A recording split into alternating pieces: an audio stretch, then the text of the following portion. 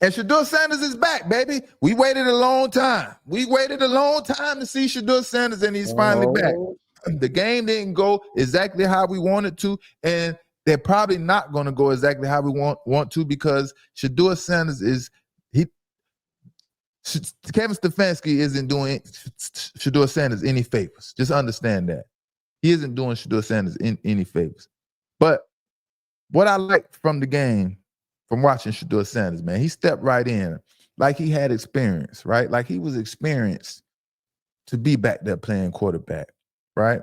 He had experience from the pressure point of view, right? His stats won't show that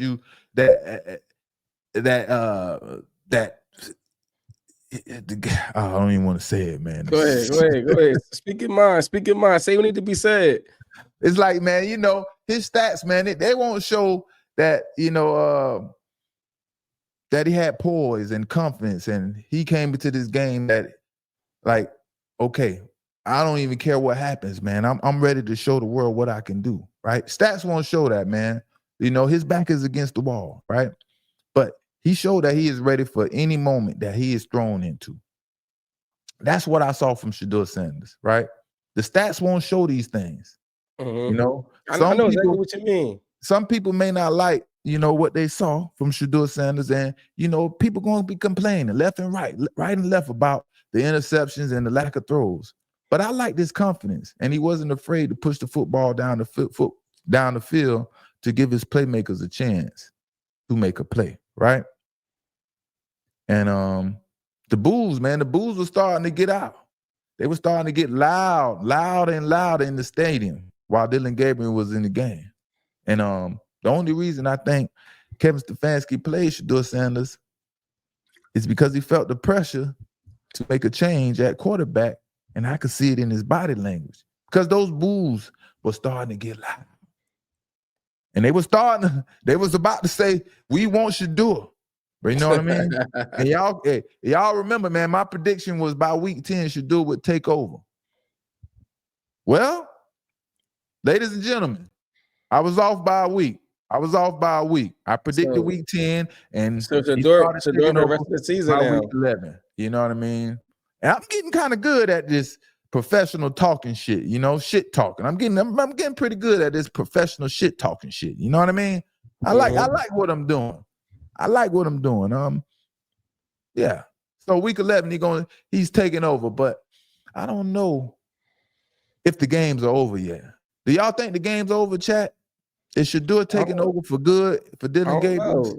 That's what I was asking you right now. Like, you think he can be like the starter for the remainder of the season, or is it like, what's going on? I don't know, man. He's still giving Kevin Stefanski an excuse. There is no excuses, but at this situation, he's giving Kevin Stefanski excuses. And at the end of the day, Shedeur has to fix his bad habits in a hurry. Because we know he isn't going to be afforded the same opportunities as Dillon Gabriel, right? So he has to make the best of his opportunities as soon as they are presented, like now. And also, Shedeur has to understand that the pass rush is nothing like he's experienced before in college or Jackson State in Colorado. This is a different type of pass rush, and they are coming fast. And he adjusted. He showed his ability, his athletic ability a lot. And I was impressed by his athletic ability, escaping some of that pressure and taking off using his legs. I didn't know he could run like that. But he has to understand, man, this pass rush is relentless, man, in the NFL. And in the NFL, playing quarterback it's about how fast you get the football out your hand. So those are things he has to adjust to. And also he has to make sure he has good ball security, right? I think the first sack, the ball came, popped out, and then, he didn't deal with that no more. But that is something that is on his track record and things like that, Like I said, we ain't making no excuses, but it seems like Kevin Stefanski and staff running every play possible when Dillon Gabriel was in the game to protect him from that awful offensive lineman and Dillon Gabriel's lack of ability to play quarterback.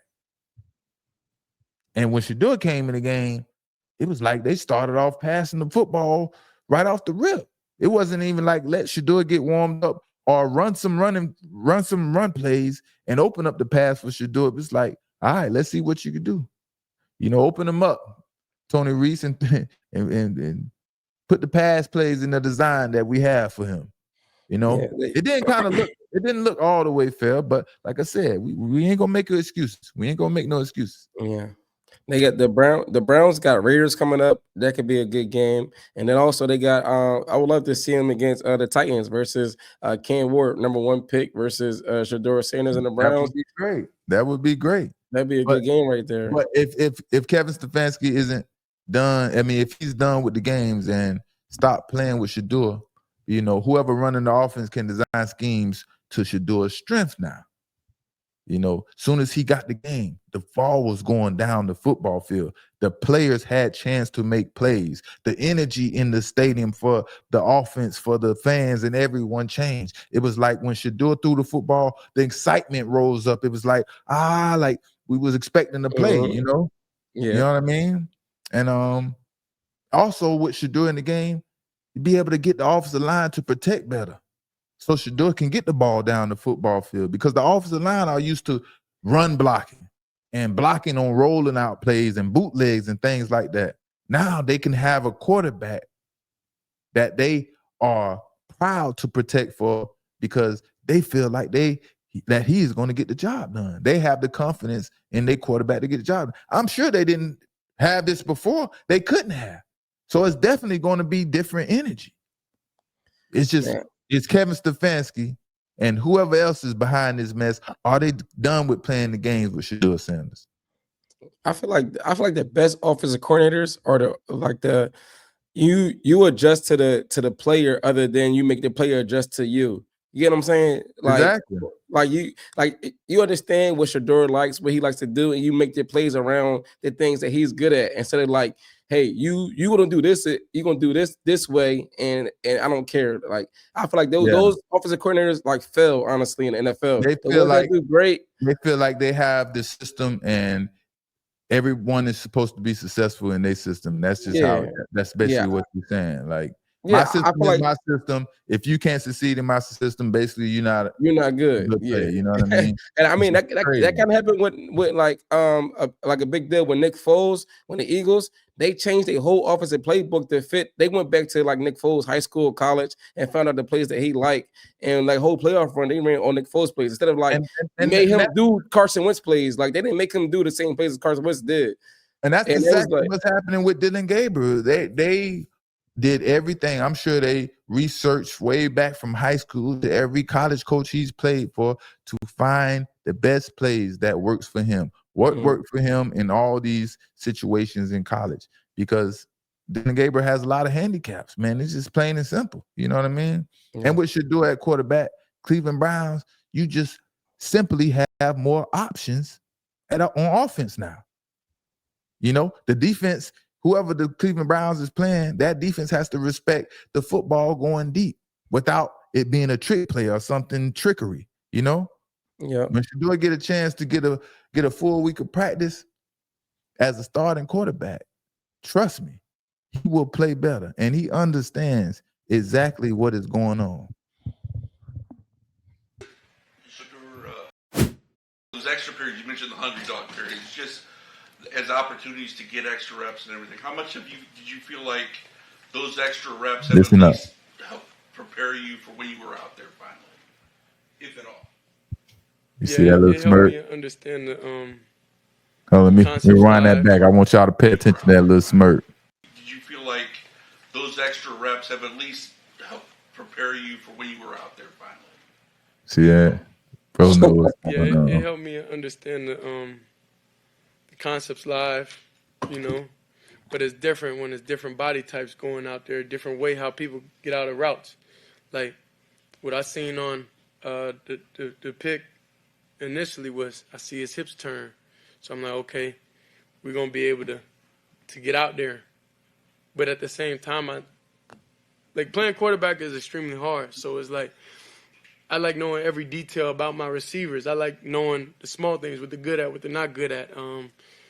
it's like so many details that Talk that to us, helps me brother. play confident with those guys. And I know, we at the bottom right now. This performance, everything, it will never be like this. But I'm dedicated to being able to get those opportunities with those guys to have a relationship. Have a relationship. I got a relationship with all the hungry dogs though. Pay attention. We like clockwork out there, but Got a relationship with who? You heard that? Relationship. Y'all listen I got up. a relationship with all the hungry dogs though. Got a relationship with all We the like hungry clockwork dogs. out there, but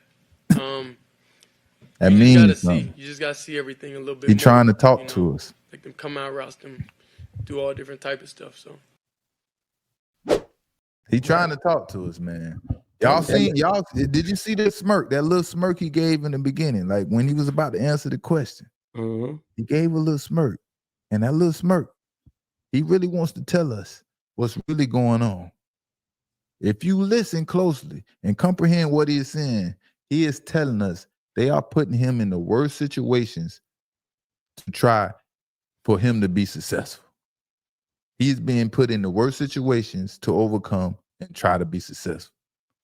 And at the same time, now the critics can now see that Shedeur Sanders made the right decision when he asked the Ravens not to draft him because he didn't want to spend his career as a backup behind Lamar Jackson. Now he has his shot.